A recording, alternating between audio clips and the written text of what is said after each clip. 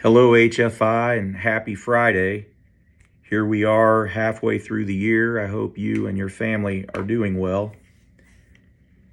The outlook for our work is bright.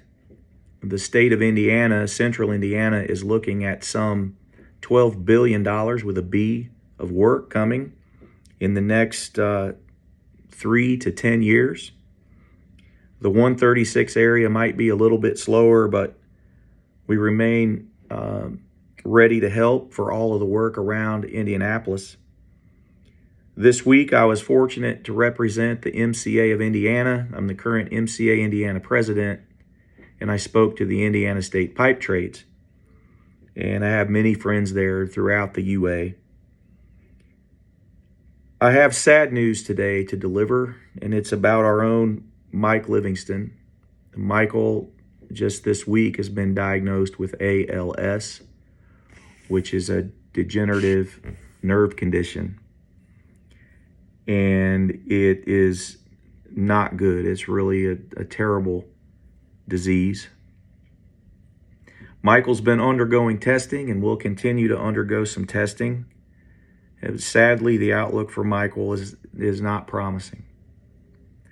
It's heartbreaking for he and his family, for all of us here at our HFI family. I'm talking with Michael and I say, it's just life is not fair.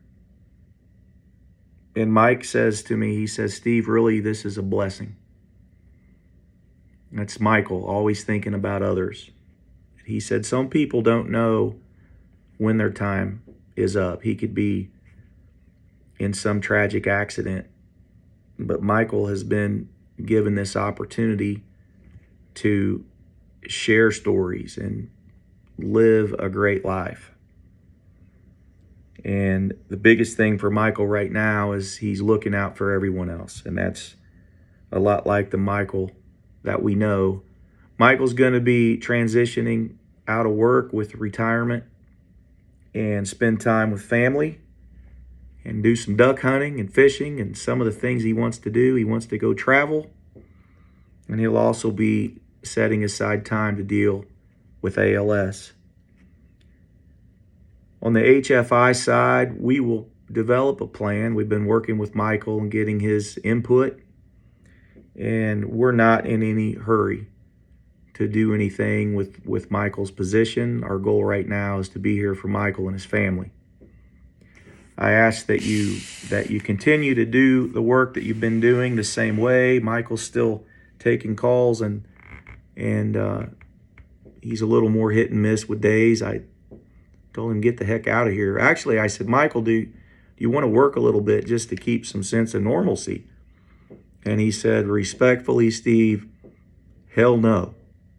And so he's maintained his sense of humor even in spite of the news that he's coping with. I ask all of you to keep the faith, to pray for Michael and his family. And Mike's encouraging all of us. He's encouraging us. He's an absolute role model in the way that he's handling this. And he said, listen, don't be sad. Don't be sad for me. I don't want to be surrounded by sad people. He said, I want to be surrounded by people who are happy and uplifting, and that's how he plans to spend every day on this earth that God's given him. And the next thing he said is, life is precious. Life's a blessing. The outpouring of support that Michael has received renews his faith in people. And he's in a good place. He assured me that he's in a good place. And his last message to me, when we spoke this morning, is remind everybody, don't waste a minute. Don't waste a minute. I appreciate all of you and all that you do. It's a difficult message to deliver today. I hope you keep Michael and his family in your thoughts and prayers, and we'll see Mike over the next couple years in and out, and hopefully more fishing and duck hunting and traveling and the best of what life can offer, Michael. Thank you all for your work. I appreciate each and every one of you. Stay well and be safe.